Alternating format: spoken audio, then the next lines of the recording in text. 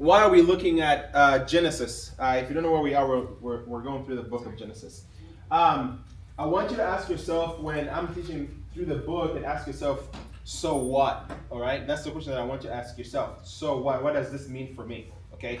And when I say something about God, and I'm saying something to the, if I was saying something to the tune of, I believe that God created the whole world and the universe and the cosmos in just 6 days, right? That has tantamount. Um, uh, I don't know why that threw me off. When I say that God created the whole universe in just a couple of days, that has effects for us. That should affect your faith in one form or fashion. If I were to say that God created the world and human beings in 8 million years, that would also affect your faith in one form or fashion. Make sense? A God of 8 million years to form the world through evolution would mean maybe he's not as powerful as the Bible says he is. He needs evolution or whatever. And I'm not saying that evolution is not um, uh, useful in nature. Okay? And what I'm not trying to do is pit God against science. Science is what it is because of God. That makes sense. Science can be used to prove God. Science can be used to prove God's nature, right? But science is not the opposite of God, like we tend to do. But to say that God is a God of a 6-day creation story means, like, the first thing that comes to my mind is, if God can create the whole universe in 6 days, then what would that mean for the prayers that we give up to God? They're nothing, right? If God can create a human being in a day, then God can take care of any issue that we bring up to God. We can go to God in prayer and say, Lord, here's this mountain before me that I cannot see over. And we can believe, we can have the faith knowing that God can move that mountain. Why? Well, for starters, God created everything out of nothing. Right? If he can create something out of nothing, then God can take care of me. God can take care of you. Right? So the more we know about God, the more we exalt God and see him in his beauty and greatness and grandiose nature, the better our faith is supposed to be. That makes sense? Yeah. All right. Last week we concluded from the fall of man, and I said, who remembers what I talked about, like when man sinned? What was the question I left with you guys? I said. Go ahead. You said it was it like a thing that happened like back to back, or was it a long thing? And we came kind of the conclusion that it might have been over years. Like they had been in the garden for years, not for just a small time period. Beautiful. Yes, that's a very good observation. Reading through Genesis 1 and 2, or reading through the Bible, we tend to think things were happening on a faster chronological sequence. We tend to think it was boom, boom, boom, boom, boom, day after day, right? Well, we could think, if we were to like reason it out, at least we could say, well, if Adam and Eve had Cain and Abel, then we could say at least that was at least 2 years, right? If we put how long it takes to birth a child, 9 months for each, so about 2 years for each of them, right? Then would we say, so then that shows that at least from the creation to Adam to Cain and Abel, there's at least several years, right? But we also don't know the time between when Adam was put in the garden to when actually Eve was created. We don't know if Adam got born in a day, right? Right? Yeah. We assume it would have taken Adam a very long time to realize, oh man, I love lions and all of that, but it's not bringing me enough joy. We would assume that he would have walked around, maybe seen the beauty of the Garden of Eden and thought to himself, man, I like hanging out by the lake or the rivers, and I love eating all this food, but I can't have a meal with a cat. Right? It doesn't, right? There would have been some kind of like experiential, experiences that he would have had with the garden before he came to the conclusion that all this is good, but I wish I had somebody like me. How did even Adam know that there's such a thing as him having a partner, something like him? I mean, have you ever thought about that? Why did he not think, maybe I need a soccer ball? Right? how was Adam able to imagine that maybe if I had a helper who had my same qualities, then it would be awesome. Maybe he saw animals having mates. Maybe he saw like dogs hanging out. He was like, oh, that's a female, that's a male. I don't know. But either way, God sees him after a while, and God realizes that Adam needs a helper, and then God gives Adam Eve, and then later on we have the fall, and we don't know how long the fall is. We can speculate. I tend to think it could have been like a long time between when Eve got created to the fall. We don't know how long it is. But either way, the serpent, who I told you guys last week, early on, serpents were seen as, it could be a snake, depending on the culture you're in, it could have been a dragon.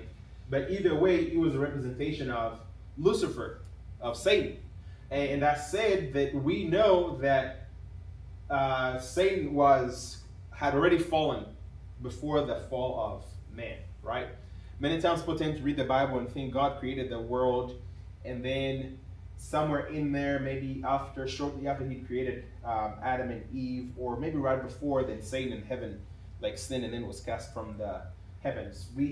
It would be easy to, I think it would make more sense to assume that Satan has already been created, he's an eternal being anyway, so he's been actively doing all kinds of havoc. We know that Satan does not just tempt human beings, right? Satan tempts angels themselves. So the extent of evil is huge. Y'all know the yin and yang? I don't know if I could draw it properly. It's something of that sort, right?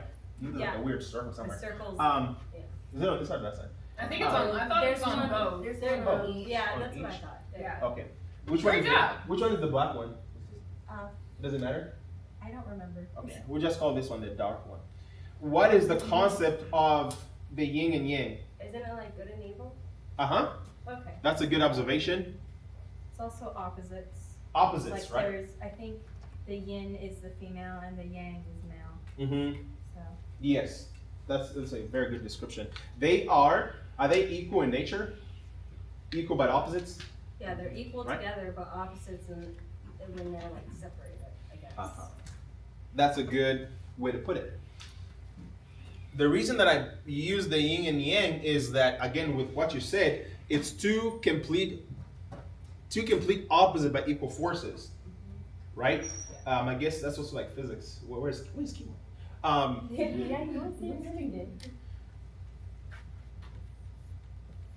Opposites but equal in some form or fashion, always at loggerheads with each other. Many times when people think of the devil, you have to realize that a created being can never be equal to the creator, right? And the reason that I talk about Satan being created is a lot of times when we think of the devil, we tend to think he is the dark, evil side, and he is in opposition with God at all times, and God happens to be the bright, holy side, while the devil is the opposite side, but they are in opposites, but as they're in opposites, they are equal in nature. That makes sense? Sometimes people, when they think about the devil, they tend to be very afraid of the devil because they think he is so powerful, which he is, right? But your faith, with how much you believe in God, you can come to the point where you think the devil almost has the same amount of power as God. And a lot of times, it shows in the way we walk our spiritual lives. Have you been in a situation where you thought your problems were way bigger than God could handle? Many of us have been in that situation where you're going through something and you think this evil thing that's happening to me is so big, it feels like it's an equal but opposite force from God. Sometimes it also tends to happen when we have like sin happening in our lives. Sometimes sin seems to be equal and opposite to a good thing. What's the opposite of love? Hate. We could say hate it's a good descriptor, right? Sometimes people think this hate is on this side and love is on this side. They are opposites but equal. Mm. That makes sense? One represents God, one represents the devil. Theologically, that's a very flawed way of thinking, right? I've told you guys before, I think the best definition the best opposite that I can think of love is not necessarily hate. It's indifference. That makes sense? Because enmity can mean you want to maybe exert some kind of punishment about the person you don't love, whatever. But have you ever had like indifference for a person where you don't care if they were successful and blessed, or you don't care if they got run over by a bus? They can get run over by a bus and you wouldn't care. You'd go about your day and do your own thing. Right? Or what is the opposite of honesty? Lying? Yeah, lying, dishonesty, right? But in all situations, in all the things that we do, God can never be equated to Satan. That makes sense? Or evil can never be equated as the exact opposite of good. Good is always way higher. But the deceptiveness of, like in the fall, the deceptiveness of evil lies to human beings and tells them, I'm a big force, right? And that's one of the things that the devil does with human beings. He comes and establishes himself as a great, grandiose being, and the human beings fall for it. When Satan comes to the woman and he says, did God actually say, you shall not eat of any tree in the garden? Satan is almost equating himself to God, and he's saying, I know he said, but I'm telling you. That makes sense? I know he said, but I'm telling you. If Eve was able to realize that, hey, I'm talking to a lesser power than God, would that have had an effect on her faith? If the devil came up to her and said, God, I know that God said, but I'm telling you, if Eve knew in her mind that, hey, this thing is not as powerful as God, maybe not even powerful, let's use the word authority. This being that I'm talking to is not as authoritative as who God is, would that have affected her reality in a way? 100%, right?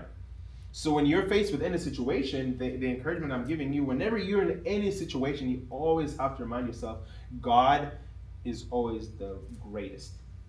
And this includes sinful lives. When you're living a sinful life and you're dealing with the sin in your life, you have to tell yourself, God is greater than my desires. God is greater than the things that I'm pursuing at all times. And one folly that I struggle with Christians is when they give the devil more power than he deserves. I hate that so much. Don't give Satan and evil undue attention. Always. I don't care if there was like a demon in this room. If you told me, oh, there's a demon over that corner, I wouldn't. Well, I don't want him in that corner because I'm like, get out of the house of God. I don't care if Satan came and stood here right now. I would be like, I don't care. My attention belongs to God. I'm not going to listen to Satan or whatever, because I know that God is above Satan. Satan has to ask God for permission to do things to you. But a lot of times also when we read the story of the fall of men, so when women saw that the tree was good for food and it was a delight to the eyes and the tree was to be desired to make one wise, she took of its fruit and ate. This has been used by a lot of people to demean women and say, well, the reality is the woman, the female gave in first. Right, that's just the reality of it. But then cultures back then would use this scripture to say, well, in that regard, for two reasons, woman was created second, so she's of a lesser importance than men, and then she fell first, so we demote her, and this has been used as a huge thing against women. I don't fully agree. It's true. It is true, but I think we take it too far. Sometimes it's taken too far, and women have been made to feel like a lot of cultures have referred to women as daughters of Eve or daughters of Satan. It's horrible, the things that come out of this. Man was created equal with different roles. with different portions to what they are supposed to do. But in the apportioning of roles, God did not say one is greater than the other. That makes sense? But in speaking of the line of chronological order, not chronological order, the timeline of things that are happening in the Garden of Eden. Last week I said, when God came to the woman and he said, when after they had sinned, and he told her, you shall be increased in, I'll multiply your pain in childbearing. And that's it. And I made the point that it could be possible, speculation, it could be possible that they already had Cain and Abel in the garden. Perhaps. Right? And let me speculate just a little bit. Did they have Cain and Abel or different kids? Cain and Abel for just this particular story. Okay. Because after the fall in verse 4, you'll see the story of Cain, who's able to kill, right? But we know Cain is not the first person to kill, right? Right? Well, he's the first person to kill a human being. But they've already been instructed to kill animals and eat them, right? So but you wouldn't say that I murdered my cow, right? Right? You wouldn't say I'm being accused of manslaughter for my goat, right? But the idea of shedding blood has already happened before Cain and Abel, because God killed an animal to clothe Adam and Eve, right? So there was some kind of shedding of blood. But Cain is the first person to know or have the desire to kill a human being. So he's the first murderer. And he's able to kill his brother, but as he's killing his brother, we go beyond just the fact that he killed him. There's a lot of evil thoughts in Cain's personality. So he wasn't just like murdering. The murdering came actually out of jealousy and envy and bitterness, right? And because of that, in his mind, he thinks, if only I could kill my brother, then I'll be happy, I would assume, right? But I'm saying, when God told Eve that he would increase her childbearing pain, the implication is she's already had a child of some sort, kind of know what childbearing pain would be increased to. Let's assume that idea. Remember the thing that I was teaching you about the yin and yang? Equal but opposite forces. How does evil infect a person? How do we take on evil? We believe, Christians believe, that all of us are born into sin. Okay? And the current interpretation of that is that we inherit sin by virtue of birth under women. Well, because no man gives birth. Because you were born of a woman and conception of a woman with a man, you are tainted in some form with evil, and you will sin, right? And so you need Jesus to cleanse you. So every person is born a sinner. Y'all have heard that before, right? That's not new, right? Everyone is born a sinner. Well, how is that possible that we're born a sinner? Are we born sinners because of DNA? So is it the DNA of a person that's tainted by the fall of Adam and Eve? So it kind of flows in your blood, kind of like, let's say, a mom had a disease in her body that she could pass on to her child. Is that the same way how evil works? What do you guys think? What do y'all disagree?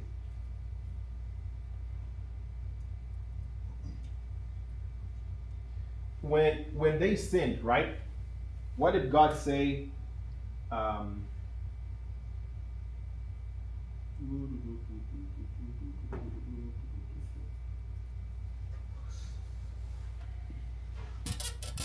Remembers what God told man.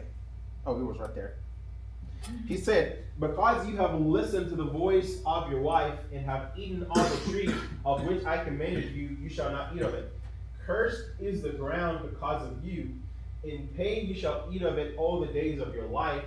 Thorns and thistles it shall bring forth for you, and you shall eat the plants of the fields, by the sweat of your brow, of your face you shall eat bread till you return to the ground, for out of it you were taken, for you are dust, and to dust you shall return.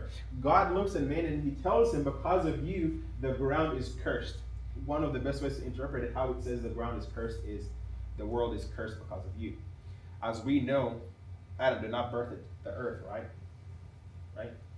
So somehow there's this sin transference from flesh into even non-living things, right? So the rocks are cursed because of Adam.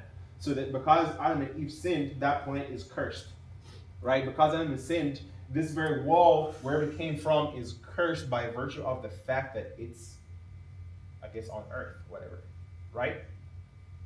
But also by virtue of Adam and Eve sinning, evil kind of envelops the whole universe, right? Right? It's so the effects of sin go beyond our world. It goes everywhere. I can guarantee you that if you go from here to Mars, NASA's trying to build a machine where you can actually go in like a month now. If you go to Mars, which is about 3 years away typically, you will commit evil on Mars. So because you're not on the world, because you've transferred planets and you're in Pluto, I don't care, you will find evil there, right? Evil is not just confined to Earth. So because of sin does this thing where the evil, kind of like almost the best way that I can describe it, imprints itself on everything. That makes sense? It just imprints. And the reason, one of the things that I was telling you guys a couple weeks ago was, I don't have to physically give birth to a child to cause him to sin. Or the effect of my sin can be felt outside of my own body. If I was having the opposite of love in my heart and let's say I had hatred, my hatred has the ability to be transferred from me to somebody else, and from that person to somebody else, and then somebody else. I don't have to, I guess, donate my plasma or whatever in order for Cody to get evil from me. But I am capable of corrupting Cody by being around me. I can do my own evil, and somehow evil is able to, I'm able to, I guess, corrupt you in some form or fashion, right? So even with the story of Adam and Eve, the devil is somehow able to corrupt them by not giving birth to them, but kind of inviting them into evil. That's why you have to pick your friends wisely. That is true. That is very true. So, it's a good thing that Jesus was actually not born because of the influence of a man and a woman. What would that be? There's a lot of theological reasons for that. But he is born by virtue of God's intention with with Mary, yeah. incorruptible in all forms. So it seems like there's such a thing as a person who can be born without sin, because he's born under Mary, right? Mm-hmm. He's born from Mary, but we don't think Jesus inherited Mary's sin. Did Mary sin? Yes. We can all agree. The Catholics would love to say, no, she did not. She is a human being. She sinned. Mm-hmm. So, did Jesus inherit Mary's sinful nature? No. No. Because Jesus doesn't sin. Right? But does she inherit her humanness? Yes. Do y'all see the dilemma we're in? Does that make sense a bit about how Jesus is even born, why he's born the way he's born? There's only one place where evil does not dwell. That is in the presence of God. Right? Hence the reason for hell. Hence the reason why the sons of man, not the sons of man, the sons of God were cast from the heavens. Because evil cannot dwell in tandem with God. You cannot have a yin and yang of God. That makes sense. But yeah, a lot of theological implications there. You have to watch how you live because your evil is able to transfer. You guys have heard me say before, what happens when men are corrupt and evil? Who suffers? Everyone, right? When men are corruptible, or when men don't do their job, it's usually the women and children who suffer. in any family, right? But have y'all studying like sociology? It's sociology, I believe, and watching how societies happen. Chances are, if you're born in a poor family, the chances of you staying poor are much higher. Did y'all know that? Unless you fight hard and say, I want nothing to do with not to do with my family, but I don't want to be like my parents. I want to do something different. That's why education is important. But a person that's born under a poor family, chances are, unless if they get it together, that could be transferred almost up to like 4 or 3 generations. That's a long time, right? A person that's born under a family that has a lot of drug usage, it tends to flow down. It's crazy, right? It's actually the exact same thing. If you're born in here's an example. If you're born in a family where people love the bottle, what happens to children? They grow up in it. They grow up in it. So it's on you to stop those generational curses that are in your family. It's on you to say, I want to be different from my ancestors. I want to be different. I want to pursue God in a different way. Because if you don't pursue God in a great and I guess personal way, there will always be somebody else who will suffer, and that's your children, your children's children, but also your relationships around you. Evil company corrupts people's characters. We know that for sure. And so the implications of evil are immense. Very, very immense. I don't have to give birth to Sonia for me to lead you down a horrible path, right? It just goes out. But guess what? The opposite is also incredibly true. Because we know that Jesus did not give birth to us physically, right? Right? But because we accept to be taken under him, because we accept the shedding of the blood in the body and baptism, if you're not baptized, you're wrong. And baptism, we get welcomed into God's family. So goodness and righteousness has an even greater way of overtaking the whole world. That makes sense? But a lot of times we're made to think, oh, evil is much more powerful, evil is much more immense. But God's goodness is incredibly, incredibly great and tantamount. One of the reasons that we fall as human beings is, obviously choice. But it's so easy to give in to sin. It's so easy to accept evil into our lives because of deception. Did God really say? Did God really say you need to be faithful to your wife or your boyfriend or whatever? Did God really say? Have you all had those thoughts in your minds? I know that God said that I should live a righteous life, but do I have to? Because evil comes and promises you an opposite way of looking at things. It says, God has said, but I'm an equal but opposite force. Here's a different way to look at it, right? And that's what traps a lot of us. But there's no promise that all the promises of evil are empty. We know that, but why would we still do it, right? We think we're like, I know sinning is bad, but I just have this burning desire. So we just go do it, and then we do it, and we're like, why did I do this for? Yeah. Because it doesn't bring me any happiness. Yeah. Here's another example. Wallowing. How many of us find it easy to wallow in sorrow? It's easier to wallow in, it just seems like it's easier to wallow in pain and sorrow and all that instead of choosing joy, because choosing joy means I gotta work hard for that. It almost seems unrealistic. I gotta work for that. But wallowing tells you you're a victim. You're a victim. Stay in it. But we know if you wallow, it starts over here, and guess what? It spirals into something way worse. Yep. But joy, hard as it is, leads to a greater and better place. Go home and think about those things. What what are some of the evils that you have concocted? Ask yourself that.